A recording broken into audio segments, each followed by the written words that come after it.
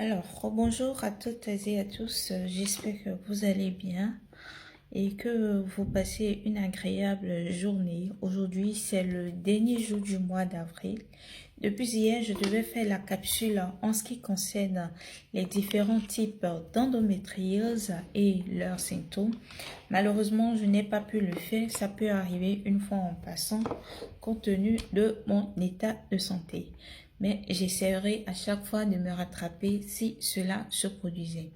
Alors, j'avais annoncé le vendredi dernier qu'on parlerait des différents types d'endométriose parce que il est important aussi de vous parler de cela. Il ne s'agit pas d'endométriose pour endométriose. Il y a différentes sortes d'endométriose.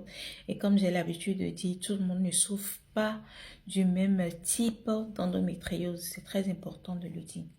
Alors, le premier type d'endométriose et les symptômes dont je parlerai. Je parlerai en première position de l'endométriose péritonéale. Oui. Ce type d'endométriose se manifeste par la douleur pelvienne chronique, ce qui est d'abord général presque chez toutes les formes d'endométriose. Nous avons les douleurs pendant les règles, ce qu'on appelle généralement la dysménorrhée, la douleur pendant les rapports sexuels, ce qui est appelé la dyspanurie, l'irrégularité menstruelle, la douleur lors de la miction ou de la défécation pendant les menstruations et la fatigue. Le deuxième type d'endométriose est appelé l'endométriose ovarienne. Alors, l'endométriose ovarienne, quels sont ses symptômes d'abord? Nous avons les douleurs pelviennes, ce qui est le plus courant, abdominales ou lombaires. Nous avons les douleurs pendant les règles. Nous avons les douleurs pendant les rapports sexuels. Nous avons l'infertilité. Nous avons les kystes ovariens ou endométrium pouvant être palpés pendant les examens physiques. Ça dépend du spécialiste que vous avez. En troisième position, il y a ce qu'on appelle endométriose des ligaments utérosacrés. Là aussi, il y a la présence de la douleur pelvienne profonde et très sévère, je dirais. Il y a la douleur pendant les rapports sexuels. Vous voyez, presque les mêmes symptômes reviennent au niveau de chaque type d'endométriose. Il y a la douleur pendant la défécation, c'est-à-dire lorsque vous allez à la selle, ça fait tellement mal. Il y a la douleur pendant la miction, il y a la douleur au niveau du bas du dos. Voilà. En ce qui concerne l'endométriose profonde, nous avons toujours la douleur pelvienne sévère et chronique. Nous avons la douleur pendant les rapports sexuels. Nous avons la douleur pendant la défécation ou la miction. Nous avons les saignements rectaux pendant les menstruations. Nous avons l'infertilité.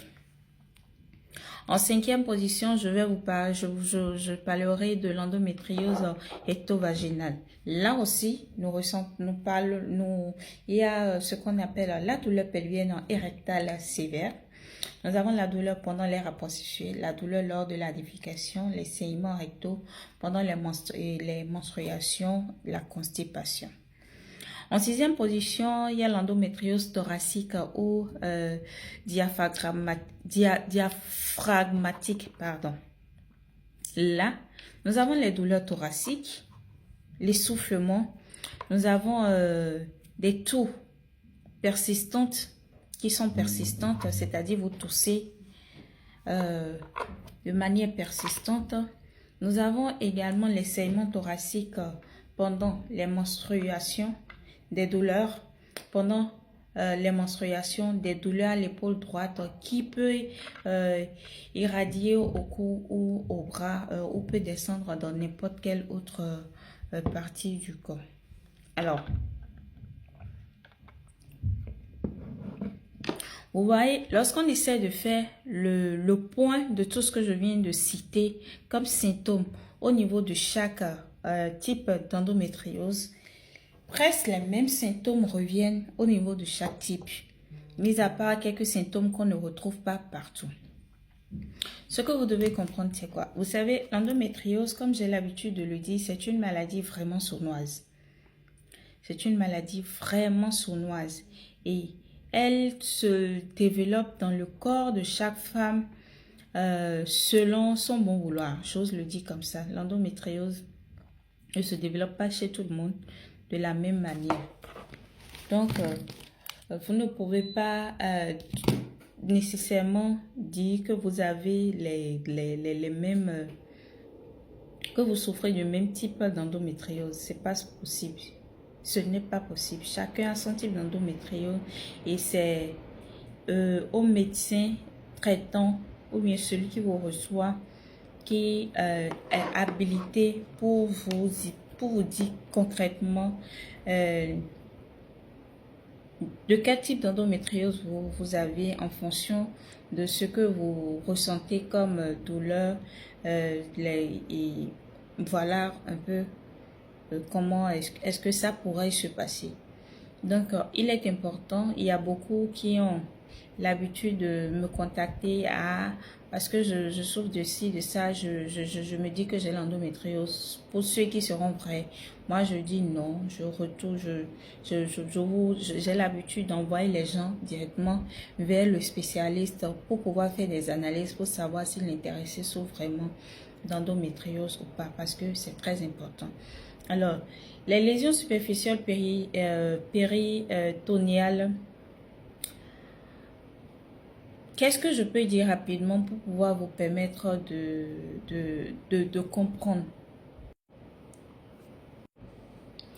Dans tout ce que je viens de citer, comme différents types d'endométriose, moi je vais prendre 3 que je vais développer. 3 qui sont souvent, qu'on retrouve souvent chez nous. Parce qu'il ne faut pas tout le temps généraliser. Il faut aussi apprendre à s'intéresser à ce qui est le plus fréquent chez nous. D'abord, d'un point de vue didactique, les lésions d'endométriose sont classées en 3 groupes majeurs. Les 6 là, on les regroupe généralement dans 3 groupes majeurs qui peuvent être associés chez la même femme. Et ces lésions d'endométriose peuvent être retrouvées en théorie partout dans le pelvis et l'abdomen. Le plus rarement au niveau au niveau thoracique, en fait. Alors, les lésions superficielles péritoniales. Ces lésions-là superficielles sont probablement les lésions les plus fréquentes et sont localisées au niveau du péritonium. Ce sont des lésions de petite taille. Elles sont tellement minuscules. Ce sont des lésions de petite taille superficielle dont la profondeur ne dépasse pas les 6 mm en fait. C'est tellement petit que si vous ne savez pas faire, vous n'allez même pas pouvoir les identifier. Et elles peuvent avoir différents aspects, c'est-à-dire parfois ce sont des lésions à tige rouge très semblables à l'endomètre. Il faut vraiment être un pro pour pouvoir le détecter et volontiers hémorragique entouré par une réaction inflammatoire. Ensuite, d'autres lésions ont une couleur blanchâtre ou un aspect de micro-kyste noir témoin d'une hémorragie ancienne. Vous voyez, ça se présente de différentes manières, en fait, différents aspects. Et enfin, d'autres sont blanchâtres, probablement cicatricielles et témoignent d'un processus de cicatrisation. Moi, je ne pourrais pas vous montrer les images parce que les images sont vraiment sensibles et tout le monde ne supporte pas ça. Je ne suis pas là pour faire peur aux gens, mais je suis plutôt là pour éduquer, sensibiliser, informer et ouvrir les yeux à beaucoup de femmes pour pouvoir se reprendre, pour pouvoir prendre leur santé au sérieux. Alors, les lésions kystiques des ovaires. S'il faut parler de ces lésions-là, qu'est-ce qu'il faut savoir? D'abord, ça se situe généralement, déjà vous avez entendu le mot ovaire. Ce sont des lésions hémorragiques qui s'enquistent sous le parenchyme ovarien et le refoulent progressivement. Et de taille variable de quelques millimètres à plusieurs centimètres, ces lésions ne sont pas véritablement des kystes intra-ovariens comme les autres types de kystes de l'ovaire. Ils sont le résultat d'une invagination intra-ovarienne d'une lésion initialement à la surface de l'ovaire et qui s'invagine progressivement dans l'ovaire comme une chenille peut pénétrer facilement une pomme. Donc, voilà ce qui concerne l'endométriose ovarienne. Ça va tout doux en fait. tout doux.